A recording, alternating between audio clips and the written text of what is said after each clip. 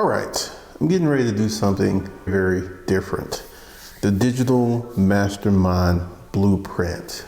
It is a direct mentorship that I am getting ready to start.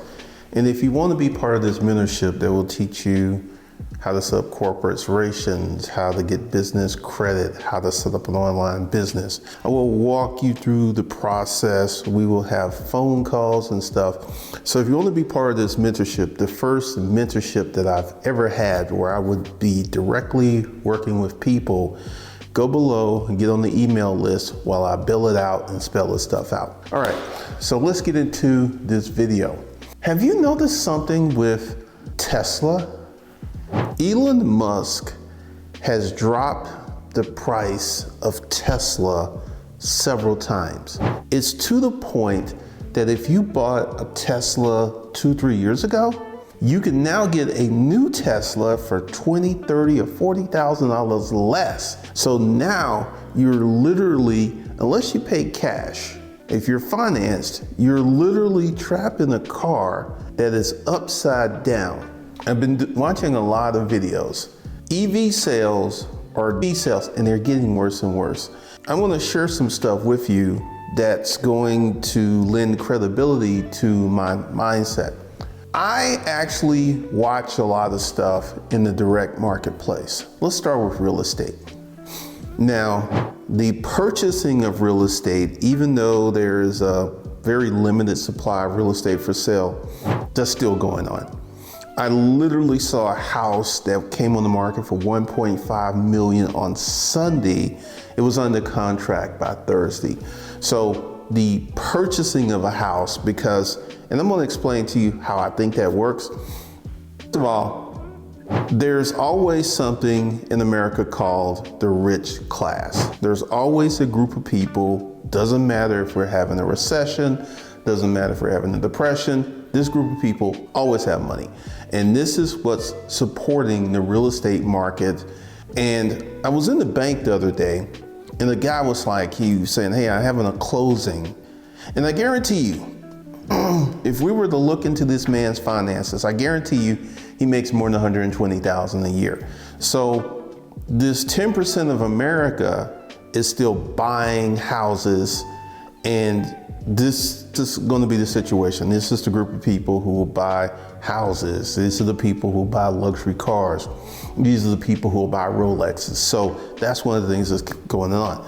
But when you start to look at things that normal people can afford, there is a huge gap. One of the things I look at is real estate. I look at what I call the failed Airbnb.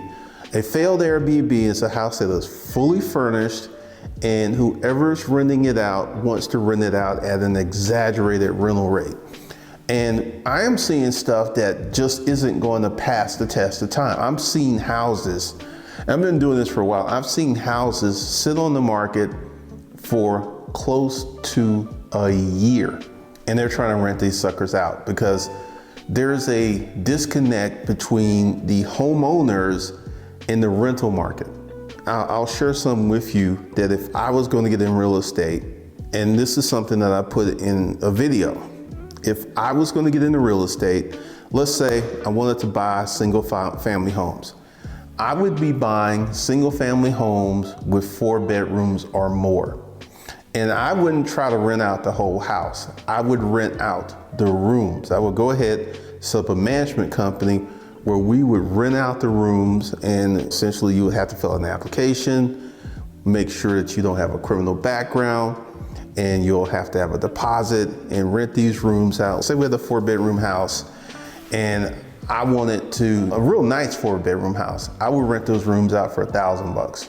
And based upon what I'm seeing, there's plenty of folks who would rent out a room in a very nice house for $1,000. So I would have this house, let's say I financed it and I had a mortgage of $2,600, and I can get $4,000, $1,400 positive cash flow appreciation off of this house by renting the rooms.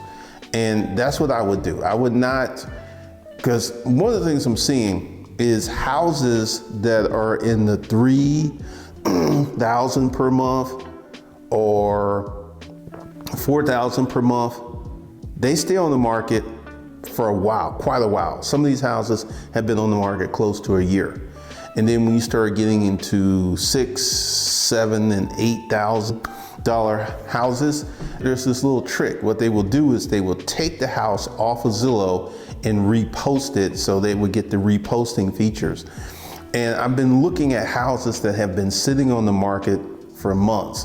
So that's a sign about the next thing that I'm going to talk about. The job markets. We have very high foreclosure rates, foreclosures going up. We have very high eviction rates. We have people who can't afford to buy cars, and we have people who can't afford to buy houses, which is a sign that I think that we're going to have the worst job market that we've ever seen. And this is going to be something that's really different. And I think it is created by the pandemic. And this is one of the things that I'm consistently seeing, that a lot of people don't want a job. I saw a comment, working DoorDash is better than working a 9 to 5. And I'm going to share some with you. I have not had a job in over 2 decades. So when I had a job, I remember how jobs used to be. Since I have not had a job for 20 something years, I don't know. I don't know what the job market looks like. I don't know. I have no clue to what the job market looks like since I am not intimately connected with a job. I have no clue what that works like.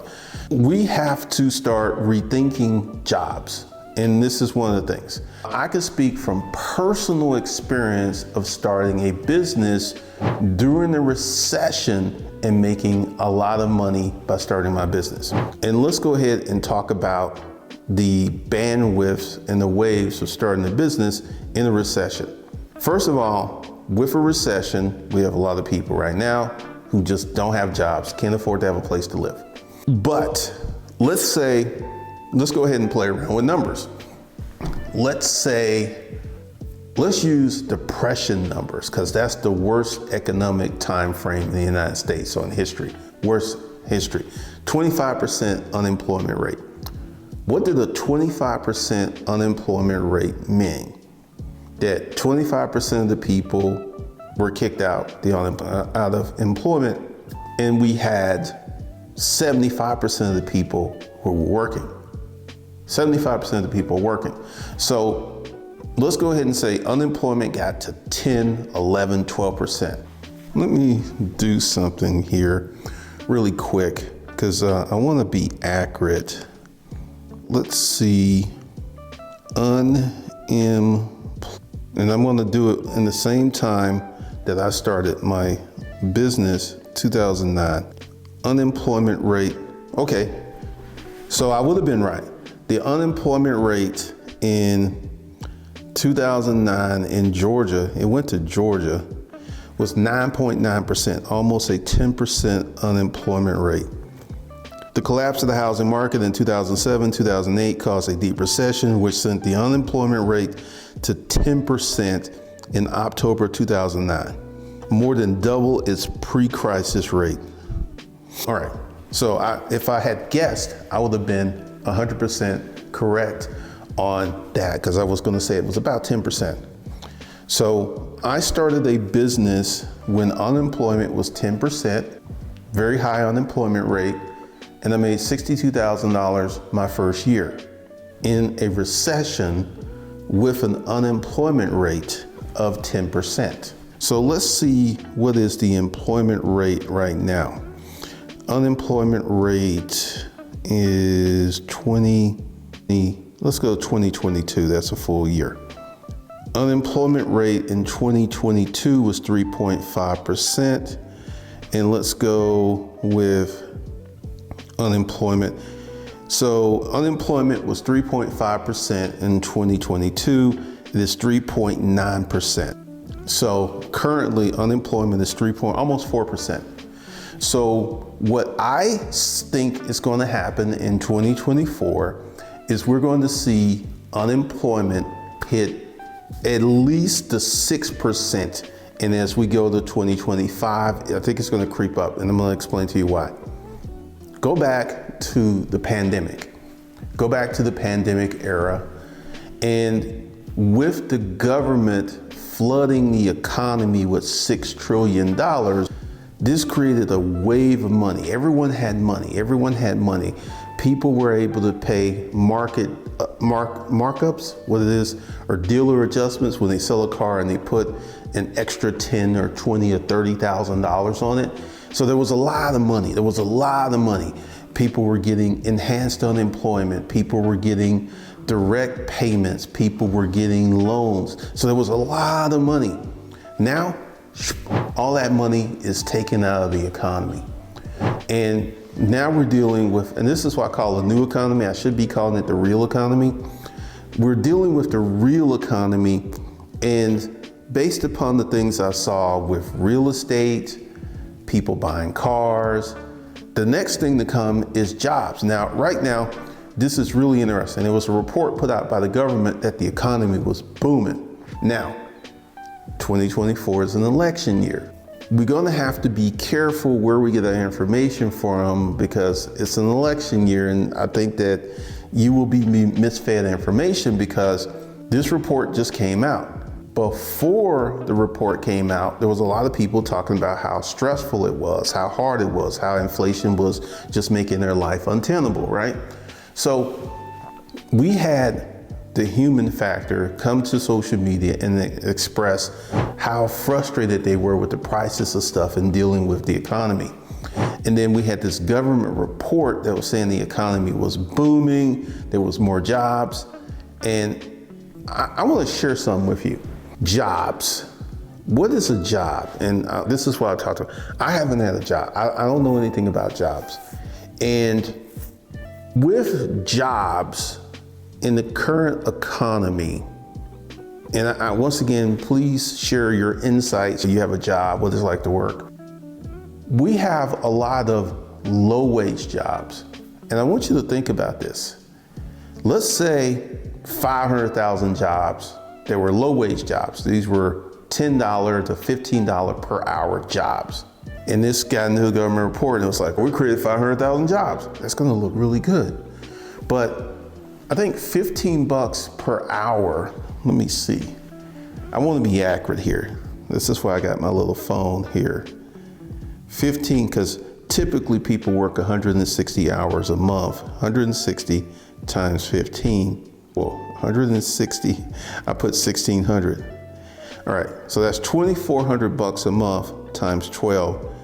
It's not even $30,000 a year. It's $28,800 a year, which is really in alignment with what the average person makes. Average single person income is $31,500. So this is pretty much in alignment with what most people make.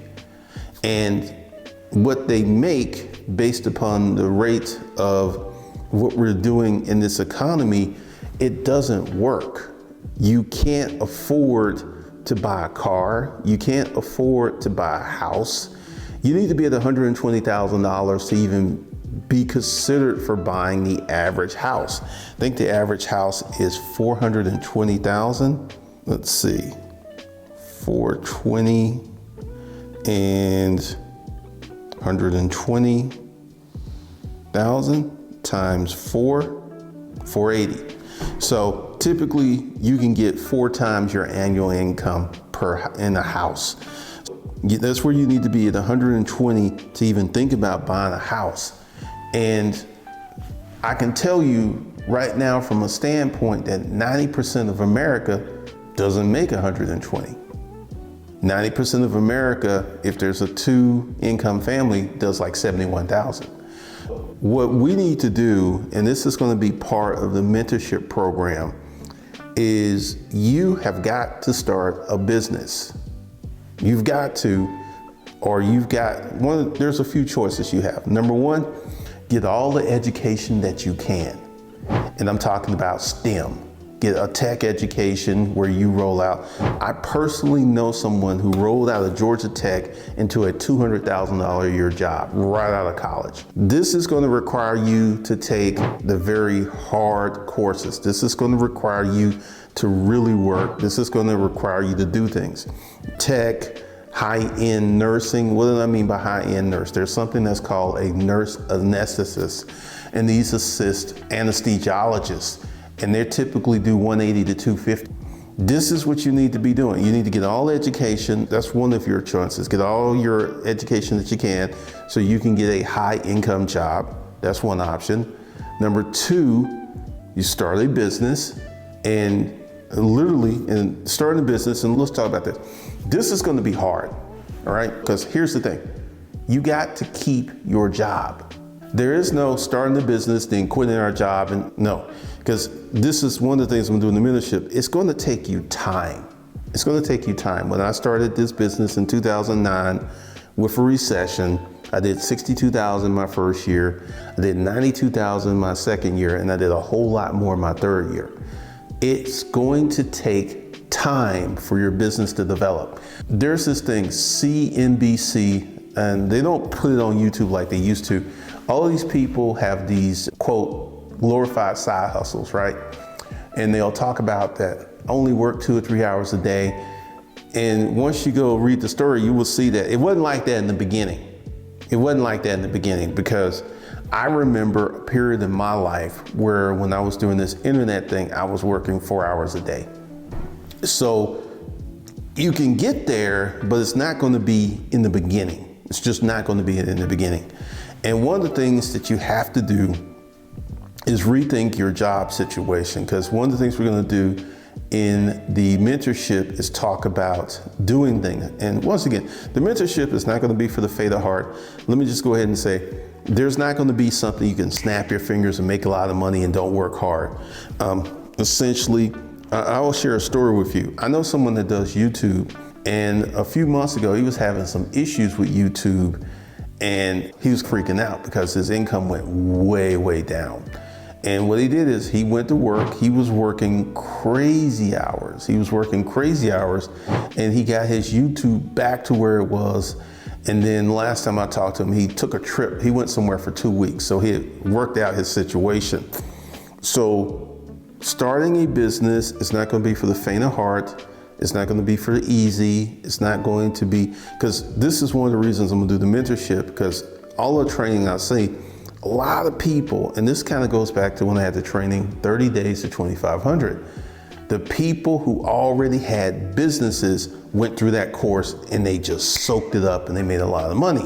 Whereas the people who never had a business, never had a corporation, never had a business checking account, this is the group of people that struggled. And this is one of the reasons I'm going to do this mentorship, to get people past that hump and to direct them on the things that they do, and start off with these first things. Because one of the things I consistently see online is don't set up an LLC, just try the business out and see if you like it. I totally disagree with that. I think you should start your LLC, get your EIN, get your business checking account. Yes, you will spend money. You're not gonna spend like thousands of dollars. You might spend $250 all together. Get that set up, and then get into your business phase. And we're going to be talking about a lot of things that people can do to go ahead and change up, because this is something. I had a girl who was renting one of my more expensive vehicles, and this was during the pandemic, and she was doing DoorDash. And she wanted, when she told me, I remember her exact verbiage, I need something to carry a lot of packages. And she was renting the BMW SUV, and I was like, okay. And apparently during the pandemic, DoorDashers were making $5,000 and $6,000 and $7,000 a month, because there was all this money in the economy. Once the money dried up, that kind of went away. That dramatically went away. So what we're going to do is work with you to set up your business step by step. Get on the phone or a Zoom call and walk you through the things that you need to do to start your business. Even if inflation gets to 10%, you can start a business and you can make a lot of money for yourself and your family. So that link's going to be below, because once I work it out, I'm going to announce it. So get on the email list if you're interested in the mentorship, and we will be talking and doing a lot more. So this is one of the things we got going on. Go ahead and get into it, and I will see you guys in the next video.